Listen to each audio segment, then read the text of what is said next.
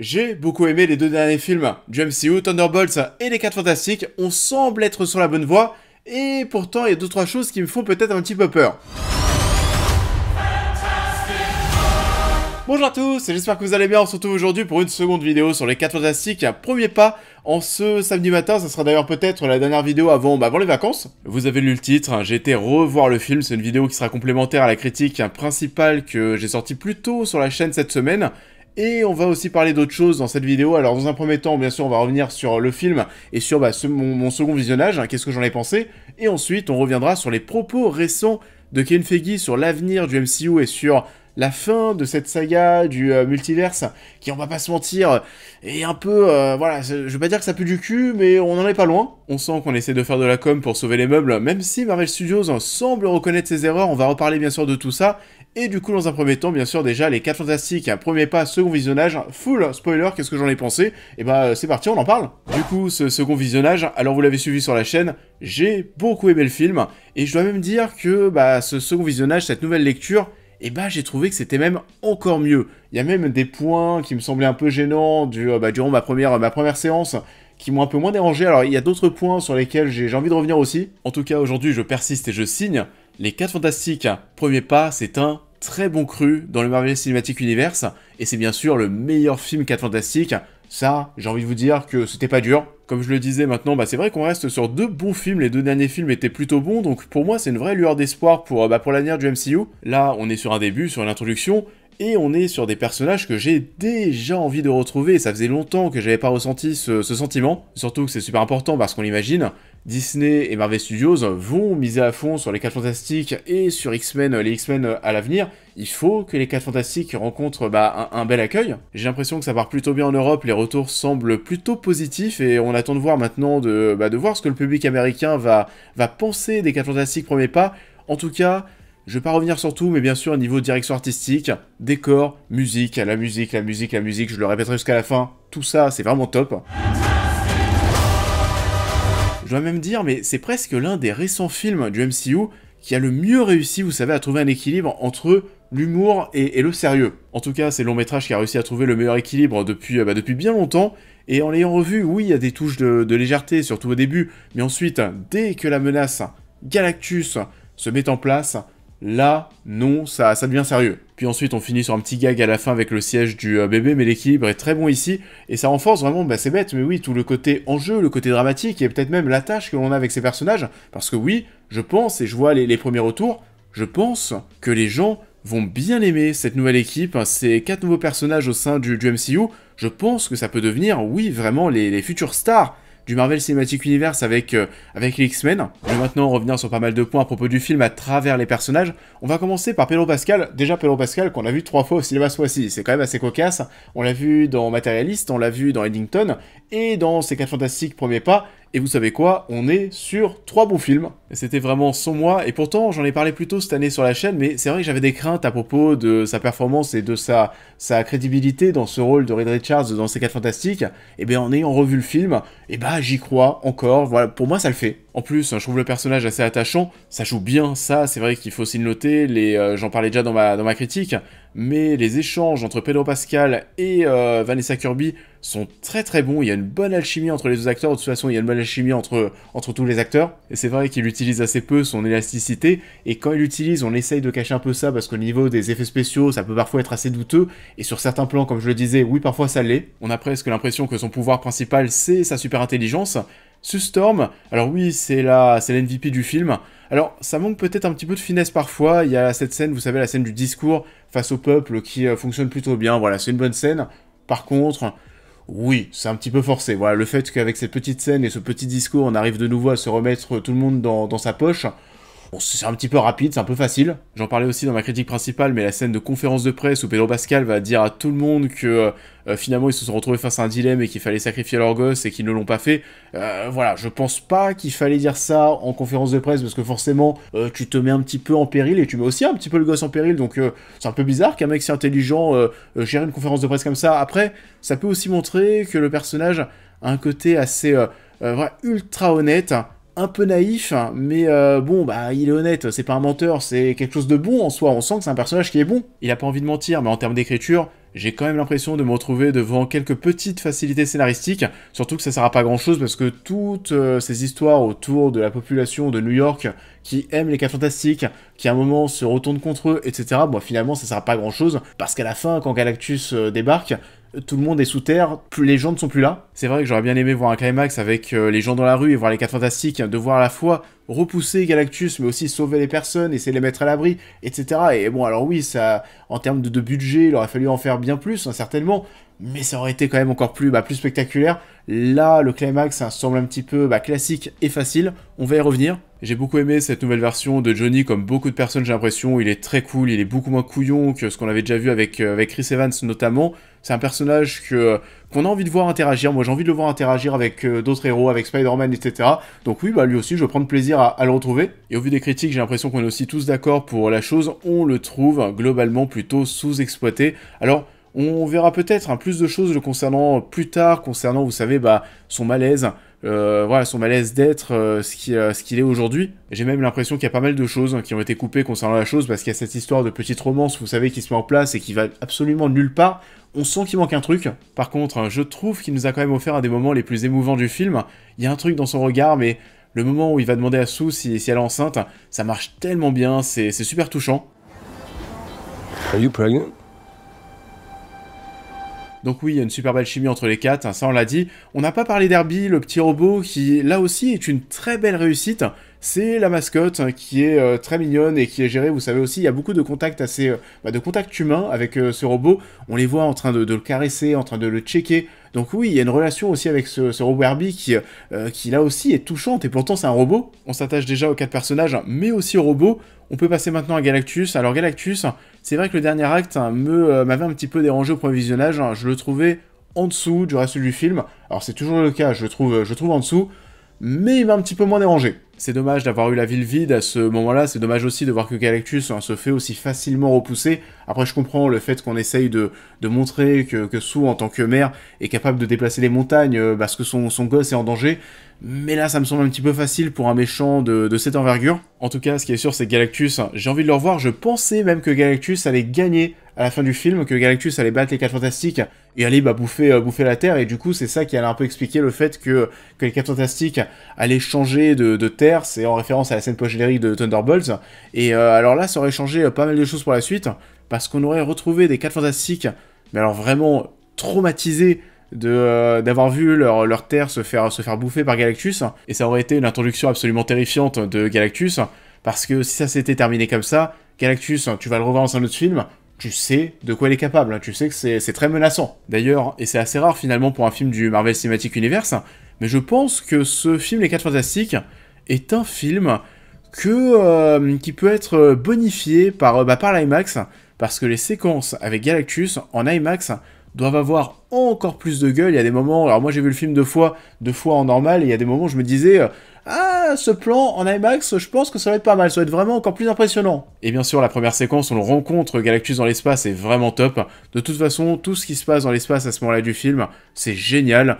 La surfeuse d'argent, je suis peut-être un petit peu moins dithyrambique que la majorité des personnes, parce que je vois que les retours sont très positifs sur la surfeuse d'argent. Alors oui, c'est vrai qu'il y a une scène de course-poursuite qui est top, mêlée à la scène d'accouchement, avec la bande originale et tout. Non, vraiment, c'est super bien.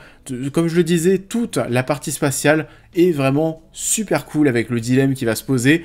Mais ensuite, bon, je trouve que ça va pas non plus plus loin concernant la surfeuse d'argent. On essaye d'installer une petite origin story, mais alors vraiment, on sent qu'on a casé, voilà, une petite scène pour lui donner un petit peu de développement. Mais bon, ouais, ça casse pas trois pattes à un canard. C'est pas ça qui va faire que le personnage va devenir giga marquant non plus. Mais bon, allez, ça passe, et visuellement, c'était plutôt cool.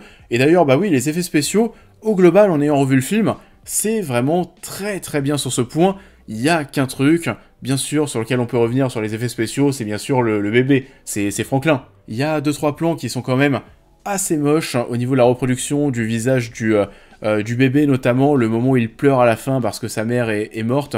Là, tu vois au niveau du visage qu'il y a pas mal de choses, il y a des expressions qui sont pas très naturelles. Pourtant, les passages ont fait des gros plans sur son visage, et bah c'est plutôt bien fait, j'y crois. Il y a bien sûr la scène de l'accouchement où oui, tu sens que le bébé est numérique. Là, pour le coup, la scène de l'accouchement, je pense, et le moment où Franklin pleure sa mère à la fin, C'est peut-être les deux plans, les deux passages où ça m'a un petit peu plus, ça m'a plus gêné. Maintenant, on attend de voir ce que va donner Franklin Richards dans cet univers, parce que voilà, il a des pouvoirs de fou furieux. En tout cas, le dilemme qu'on pose ici avec lui était vraiment très très cool. Et la scène post-générique, comme je le disais, comme je le laissais entendre dans ma critique principale, pour moi, il fallait montrer Robert Downey Jr. Enfin là, il y a un truc trop bizarre quand tu vois la scène, et je l'ai revu là mercredi soir avec du public, c'est que t'as ce truc où t'es en mode... Enfin, je sais pas, t'es frustré, c'est... Oh, ah bah non, en fait non, bah on le voit pas, enfin ça sert à rien en fait, elle est nulle votre scène. En tout cas, quoi qu'on en dise et quoi qu'essaye de nous faire penser Kevin Feige, bien sûr que le fait d'avoir amené Robert Downey Jr. dans cet univers, c'est bien sûr un constat d'échec. On va passer du coup à la deuxième partie de la vidéo, vous l'avez compris, les 4 Fantastiques, premier pas, pour moi c'est toujours aussi validé, c'était encore mieux la seconde fois, et du coup, alors Kevin Feige... Qu'est-ce qu'il nous a annoncé dernièrement? Alors il nous a annoncé déjà il y a quelques temps, c'était la semaine dernière je crois, ou même cette semaine, je sais plus, mais il nous a annoncé que pour lui, il n'y a pas de super-héros fatigue.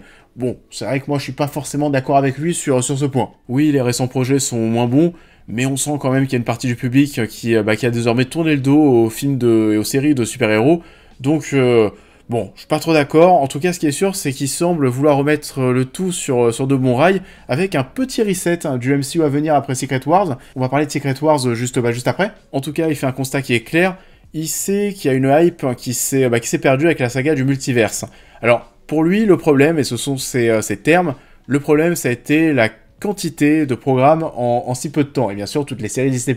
Bon, ça, c'est pas... ça, on l'avait remarqué. La solution, désormais, pour lui, c'est de faire moins de films par an, et moins de connexions entre les films, un peu comme ce qu'a fait ce film Les 4 Fantastiques, et pour le coup, oui, je pense que c'est une bonne chose, parce que oui, là, c'est devenu un joyeux bordel, pour aller voir ce film, il faut voir telle ou telle série, etc.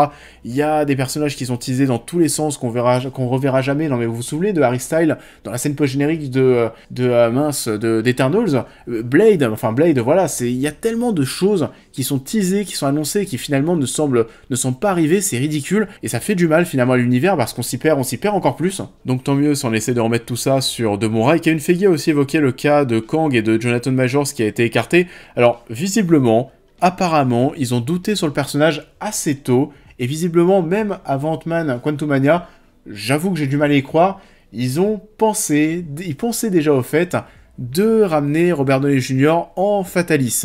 Alors, ça, j'ai un peu l'impression que c'est de la com, c'est du mytho de la part de Kevin Feige, j'y crois pas trop, et je sais pas vous, mais... J'avoue, même si ça va me faire plaisir de retrouver les Avengers l'an prochain, de retrouver un film Avengers, et ce Avengers Doomsday, il fait quand même un petit peu flipper, parce que tu sens que le projet sort un petit peu de nulle part, il n'y a pas forcément eu de gros build-up pour arriver sur Avengers 5. On sent que le scénario est toujours en cours d'écriture durant le tournage, ça a l'air d'être un joyeux bordel, et du coup, Avengers Doomsday et Secret Wars...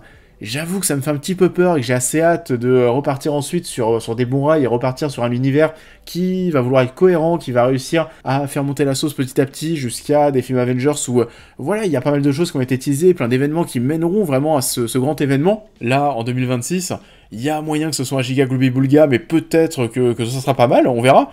Spider-Man, c'est vrai qu'il y a le Spider-Man Brand New Day qui devrait arriver aussi avant Avengers Doomsday finalement, parce que Doomsday a été reporté. Alors là... On a évoqué des choses, enfin Kevin Feige a aussi évoqué des choses, on sent là aussi le côté, on essaye de remettre le tout sur de bons rails, parce qu'on veut nous proposer un Spider-Man à plus petite échelle, un Spider-Man qui sera dans Manhattan, qui va sauver les gens dans Manhattan. C'est fini Spider-Man qui sauve le monde, non, c'est Spider-Man dans Manhattan, on repart sur une échelle plus petite. On le sait, mais il y aura le Punisher dans le film, on verra quels seront les dilemmes que ça pourra apporter. Alors Miles Morales, ça aussi était une question, et visiblement tant que Sony n'a pas terminé sa trilogie Spider-Verse, Sony ne partagera pas les droits de Miles Morales pour le moment, alors c'est dommage, mais on aura peut-être un film, 2 films encore avec Tom Holland, et puis peut-être que le dernier de la trilogie, ce sera l'introduction de Miles Morales. En tout cas pour moi, Miles Morales doit débarquer à un moment dans le Marvel Cinematic Universe. C'est un personnage qui est déjà et qui va devenir mais encore plus populaire. Et bien sûr, pour conclure, la grosse info, c'est que Secret Wars permettra en quelque sorte un reset de l'univers. Alors ça sera pas un retour à zéro, on vient d'introduire les 4 Fantastiques, c'est pas pour s'en débarrasser directement. Mais Kevin Feige nous indique qu'il ne s'interdit pas de recaster, même que ça sera fait, des personnages comme Iron Man, comme Captain America, ou plus du moins Steve Rogers, seront recastés. Alors, On attend de voir comment ça va se passer. De toute façon, avec le multiverse, maintenant, on sait qu'on peut tout faire et n'importe quoi. On va peut-être se retrouver sur une autre planète où il y aura un autre Tony Stark, un autre Captain. Maintenant, j'attends de voir comment ça va se faire concrètement, parce qu'il y a des personnages, vous savez, comme Spider-Man et Tom Holland, qu'on va garder, qui feront partie du futur arc, et donc de la future saga du MCU. On a eu la saga des Pierres d'Infinité, on a eu la saga du multiverse, et la prochaine, alors les rumeurs disent que ce serait la saga des mutants. Tom Holland et son Peter Parker sera toujours là. Est-ce que Tom Holland va collaborer avec un autre Tony Stark? Ça, c'est des choses qui peuvent être un petit peu chelou. J'espère que ce sera bien fait et que ce sera pas n'importe quoi. En tout cas, je pense qu'aujourd'hui, et plus que jamais, je pense vraiment qu'il faut miser sur les 4 Fantastiques, qu'il faut miser sur les X-Men. Alors, le film X-Men, il sera tout aussi important, voire encore plus important que le film Les 4 Fantastiques Premier Pas. Ça sera réalisé d'ailleurs, c'est annoncé par le réalisateur de Thunderbolts. Donc là aussi, pourquoi pas. Visiblement, pour le film X-Men, ça c'est aussi une autre info, ça sera des jeunes acteurs, donc le but, ça va être de les installer dans ces rôles pendant pas mal de temps.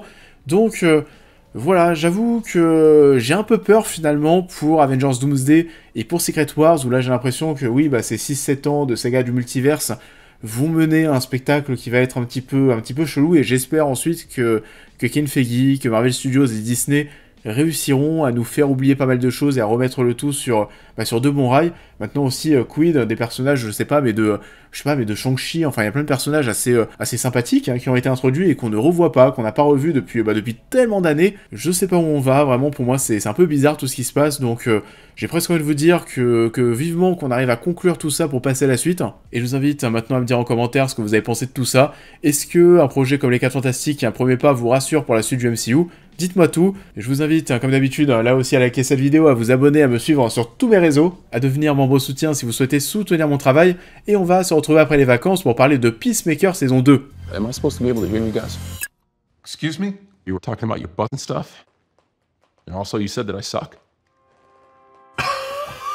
Et on enchaîne avec les super-héros, on est en plein en ce moment dans les univers DC Comics et Marvel. Bon après ça fait du bien, parce qu'ensuite pendant un an et jusqu'à Supergirl, il n'y aura pas de film MCU ou DC au cinéma. Donc on en profite. En tout cas, d'ici là, je sais pas s'il y aura encore une vidéo avant les départs en vacances et avant le mois d'août. Donc je vous souhaite à tous de très très belles vacances d'été. Rechargez les batteries, bronzez, profitez, et puis on se retrouve à la rentrée, fin août, pour reprendre les vidéos sur un rythme toujours effréné. Voilà, c'est encore une belle saison, je vous remercie à tous d'avoir été là, je vous souhaite à tous un très bon week-end, de belles vacances, et je vous dis à très vite.